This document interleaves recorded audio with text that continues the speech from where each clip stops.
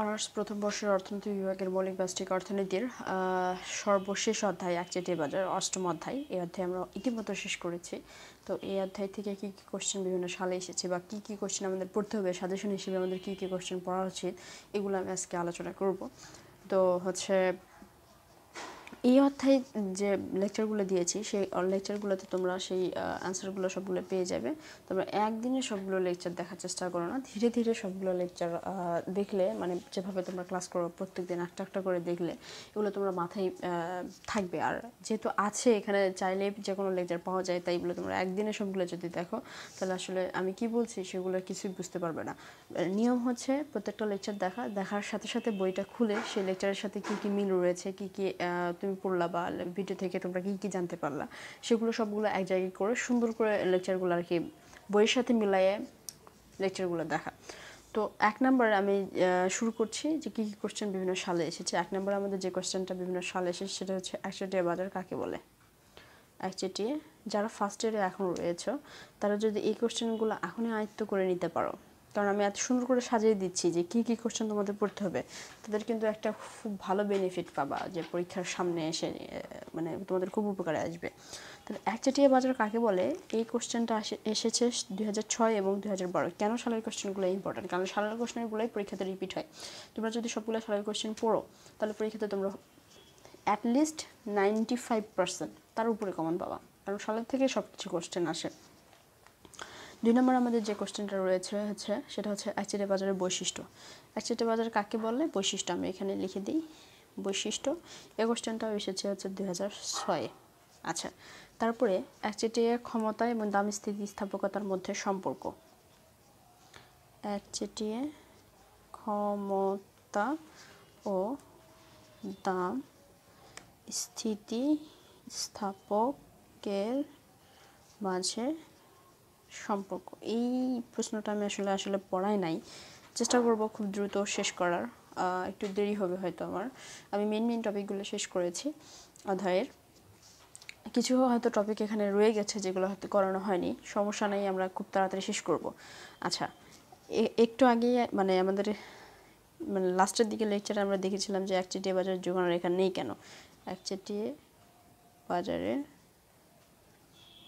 যোগান রেখা নেই কেন, এই লেকচারগুলো কিন্তু আমরা শেষ করেছি। যারা দেখেনি তারা কিন্তু আই বাটনে পেয়ে যাবে, প্লেলিস্টের লিঙ্ক অথবা ডিসক্রিপশনে রয়েছে।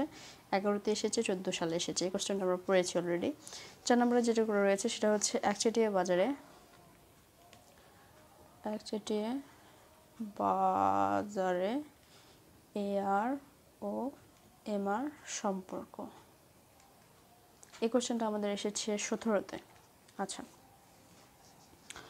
5 নম্বর আমাদের রয়েছে একচেটিয়া ক্ষমতা।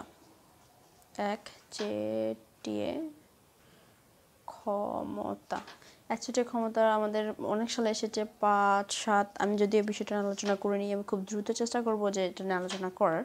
আচ্ছা, 6 নম্বরে রয়েছে যে আমাদের প্রশ্ন যে একচেটিয়া কারবারের দীর্ঘকালীন ভারসাম্য। একচেটিয়া কারবারের দীর্ঘকালীন ভারসাম্য, আমরা এই কোশ্চেনটা পড়েছি, দীর্ঘকালীন ভারসাম্য।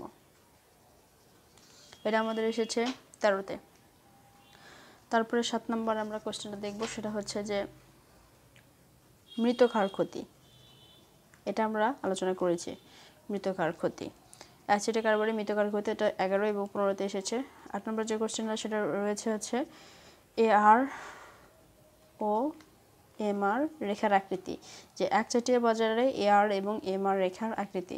এই কোশ্চেনটা আমাদের এসেছে 2005 এবং 2012তে। আচ্ছা, 9 নম্বর যে একচেটিয়া বাজার এবং পুনঃপ্রযোজিতমূলক বাজারের মধ্যে পার্থক্য, আমরা এটা আলোচনা করেছি, এটাও আলোচনা করেছি, এটাও আলোচনা করেছি, এটাও আলোচনা করেছি।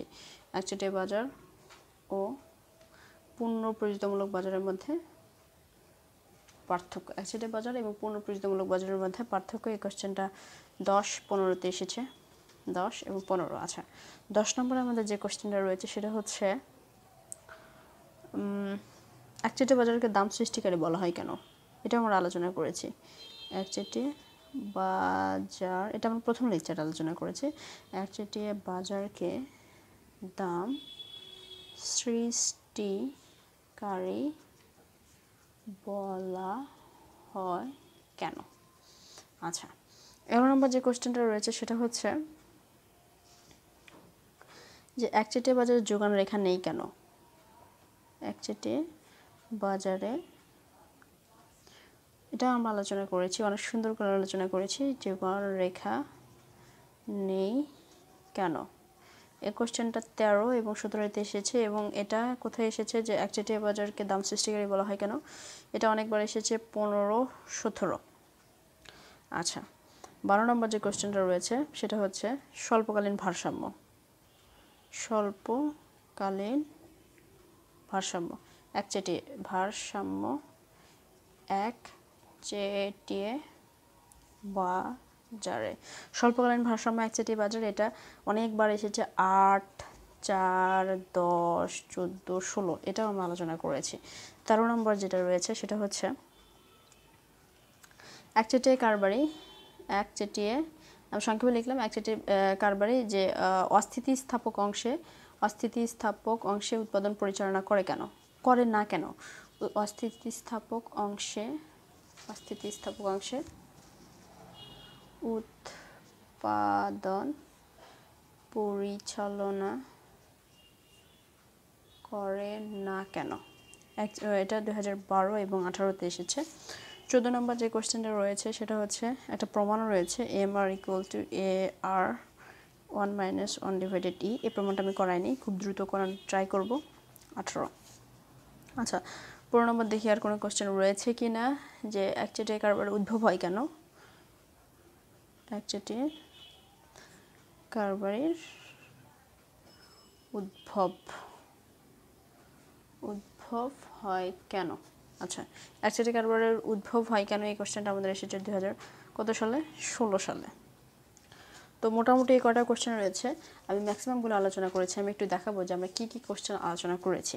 দেখো, একচেটিয়া, আমরা একটু অন্য একটা পেন নেওয়ার চেষ্টা করি, আমার রুল নেই, যে একচেটিয়া বাজার কাকে বলে, এই কোশ্চেনটা আমরা আলোচনা করেছি।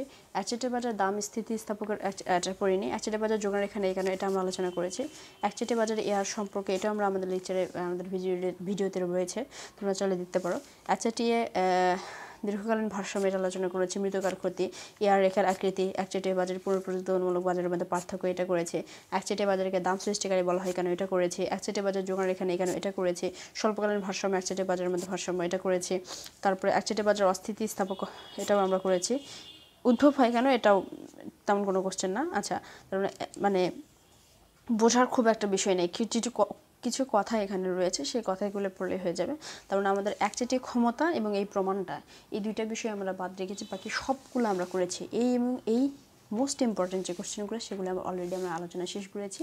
যারা দেখোনি তারা কিন্তু আমাদের প্লে লিস্টে সবগুলো লিঙ্ক পেয়ে যাবে, সবগুলো ভিডিও দেওয়া আছে, ওখান থেকে দেখে নিতে পারো। তার মানে আমরা আজকে থেকে মৌলিক ব্যষ্টিক অর্থনীতির হচ্ছে সবগুলো অধ্যায় মোটামুটি শেষ করেছি। তো এটার জন্য সবার একটা হাততালি হবে। আমরা একটা বই শেষ করতে পেরেছি। আশা করি আমরা খুব দ্রুত মৌলিক গণিত, মৌলিক পরিসংখ্যান শেষ করব।